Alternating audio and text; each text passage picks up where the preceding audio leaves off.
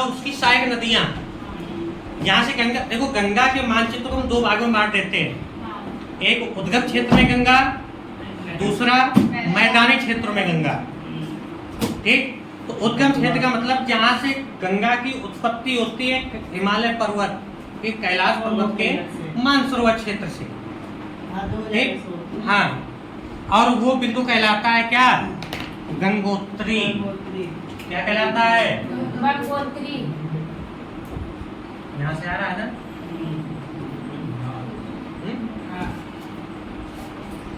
ये पॉइंट क्या कहलाता है? गंगोत्री। गंगोत्री। ठीक, और गंगोत्री से जब चलती है तो इसका नाम होता है क्या? क्या नाम होता है? भागीरथी। ध्यान देना, गंगा नाम नहीं है इसका। क्या नाम है? भागीरथी। गंगा नाम पड़ता है देवप्रयाग के आगे यानी हरिद्वार से। ठीक, अभी इसका क्या नाम है? भागीरथी नाम है। क्लियर? तो वहीं पर एक और स्थान है, कौन सा? केदारनाथ। ठीक, यहाँ से जो नदी चलती है इसका नाम है मंदाकिनी। कौन सी नदी? मंदाकिनी नदी। ठीक, फिर एक स्थान और यहाँ पड़ता है बद्रीनाथ। कौन सा? बद्रीनाथ। बद्रीनाथ। ठीक, और बद्रीनाथ से एक नदी चलती है जिसका नाम है, क्या नाम है भाई?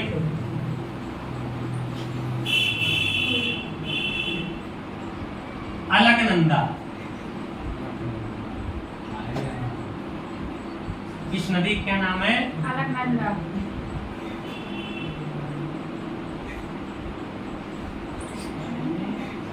अलकनंदा।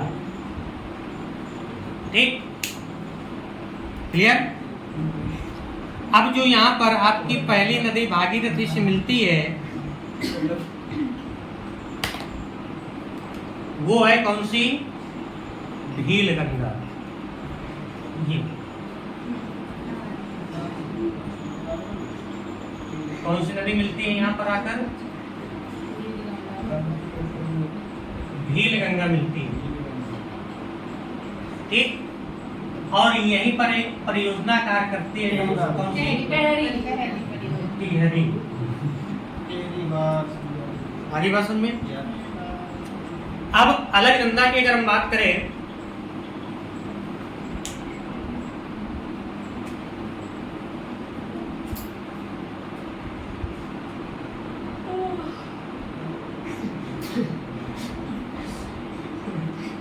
बद्रीनाथ।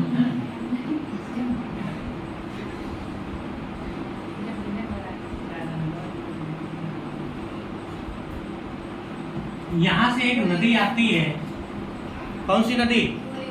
धौली गंगा। कौन सी नदी आती है? धौली गंगा। और जहाँ पर मिलती है इसको क्या कहते हैं? विष्णु प्रयाग। क्या कहते हैं? विष्णु प्रयाग। और नदी कौन सी है ये? धौली गंगा।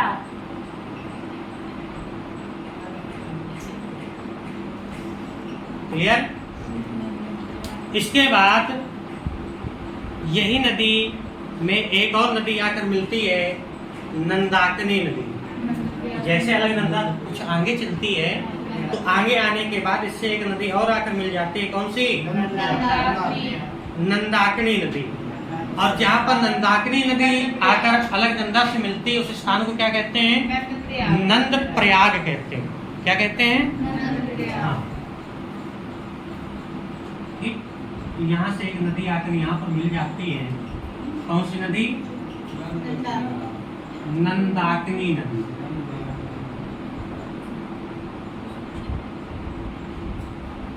ठीक, और इस स्थान को क्या कहते हैं?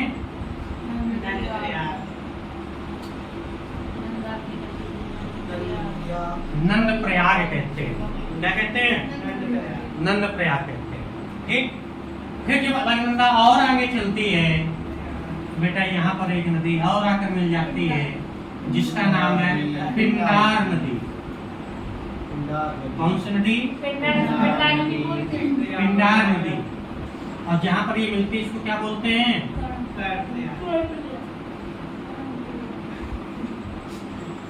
कर्णप्रयाग बोलते हैं। ठीक, और जहाँ पर विष्णु प्रयाग है यहीं पर एक प्रसिद्ध मठ भी है जिसका नाम है,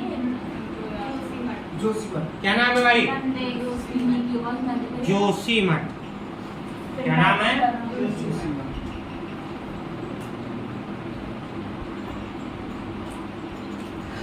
जोशी मठ।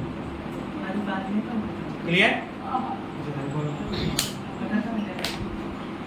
आज जब अलकनंदा और आगे चलती है तो केदारनाथ से जो ये मंदाकिनी नदी आती है, ठीक, ये भी आकर किससे मिलती है? अलकनंदा से मिलती है। और इस स्थान को क्या कहते हैं? रुद्रप्रयाग कहते हैं। क्या कहते हैं? हाँ, रुद्रप्रयाग कहते हैं। फिर इसके बाद आगे आने पर अलकनंदा और आपकी भागीरथी, ये दोनों आपस में मिल जाती हैं। ठीक, और एक स्थान को क्या कहते हैं? देवप्रयाग कहते हैं। क्या कहते हैं? देवप्रयाग कहते हैं। और इसके बाद हमारी जो भागीरथी है ये मैदानी क्षेत्रों में प्रवेश कर जाती है और इसका नाम क्या पड़ जाता है? गंगा। हाँ,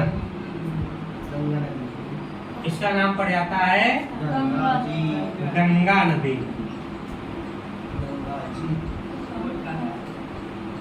ठीक, क्या पड़ जाता है? गंगा। ठीक, तो हरिद्वार के आगे भागीरथी का नाम पड़ जाता है गंगा। ठीक, और देवप्रयाग के बाद पहले जो नदी है उसका नाम है भागीरथी। क्लियर?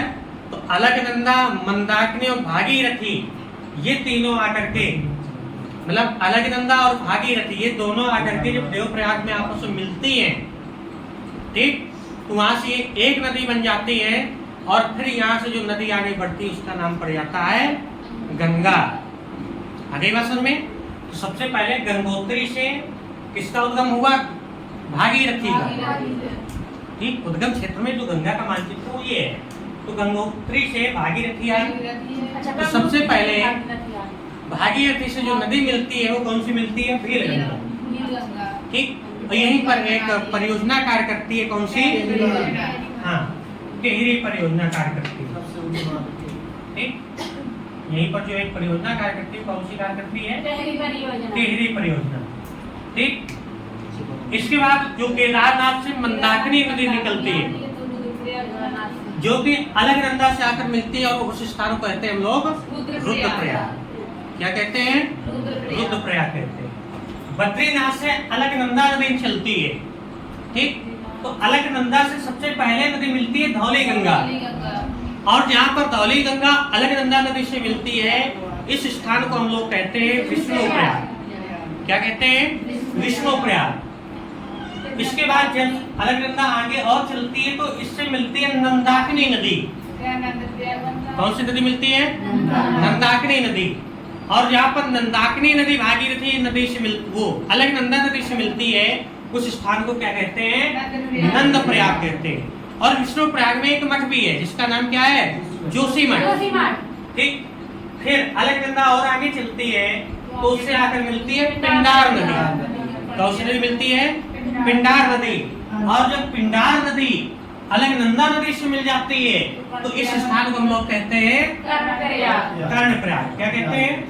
कर्णप्रयाग। इसके बाद अलकनंदा नदी और आगे चलती है तो मंदाकिनी नदी आकर मिल जाती है अलकनंदा से और वो स्थान कहलाता है हमारा रुद्रप्रयाग।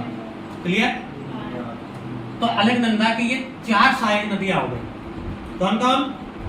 धौली गंगा, नंदाकिनी, पिंडार नदी और मंदाकिनी। ये चारों नदियां किसमें आकर मिलती हैं? अलकनंदा नदी में। और भागीरथी की एक सहायक नदी है भील गंगा। भागीरथी भी कौन सी नदी आकर मिलती है? भील गंगा या भीलांगना भी कहते हैं इसको, इसी नदी को भीलांगना भी कहते हैं, ध्यान रखना। ठीक, हाँ। अब भागीरथी और अलकनंदा आपस में आकर मिलती हैं देवप्रयाग। कहाँ पर मिलती हैं? देवप्रयाग में। और यहाँ से फिर जो नदी चलती है उसका नाम पड़ जाता है गंगा। क्या नाम पड़ जाता है? गंगा। अब फिर ये मैदानी क्षेत्रों से होकर हमारी नदी गुजरती है, तो फिर वो मानचित्र पर अगला जो बनेगा वो बनेगा मैदानी क्षेत्रों में गंगा। ठीक, जो कि हमारे 4 राज्यों से होकर गुजरती है, उत्तराखंड, उत्तर प्रदेश, बिहार और पश्चिम बंगाल। ठीक, 4 राज्यों से गुजरती है हमारी गंगा। और जो गंगा की लंबाई हो जाती है, तो गंगा की लंबाई यहीं से ली जाती है। ठीक, यहाँ से नहीं ली जाती, ध्यान रखना। गंगा नदी की जो लंबाई लेते हैं वो लोग देवप्रयाग से लेते हैं, और पूरी गंगा सागर तक जो पूरी लंबाई है उसकी कितनी है? 2525 किलोमीटर की। ठीक, क्लियर? तो उत्तराखंड यानी हरिद्वार से गंगा बनकर चली, तो सबसे पहले प्रवेश करती है उत्तर प्रदेश में, उत्तर प्रदेश से फिर प्रवेश करती है बिहार में, और बिहार से फिर प्रवेश करती है पश्चिम बंगाल में, और पश्चिम बंगाल में फिर बंगाल की खाड़ी में जाकर मिल जाते हैं। उस स्थान को हम लोग क्या कह देते हैं? गंगा सागर कह देते हैं। और वहीं पर ब्रह्मपुत्र नदी आती है, तो ब्रह्मपुत्र और गंगा के बीच का मैदान बनता है, जिसको हम लोग कहते हैं सुंदरवन डेल्टा। क्या कहते हैं? ठीक, तो भारत की सबसे लंबी नदी है गंगा। ठीक, और सबसे चौड़ी नदी है ब्रह्मपुत्र। क्लियर? अब मैदानी क्षेत्रों में गंगा का जो मानचित्र है वो कल होगा।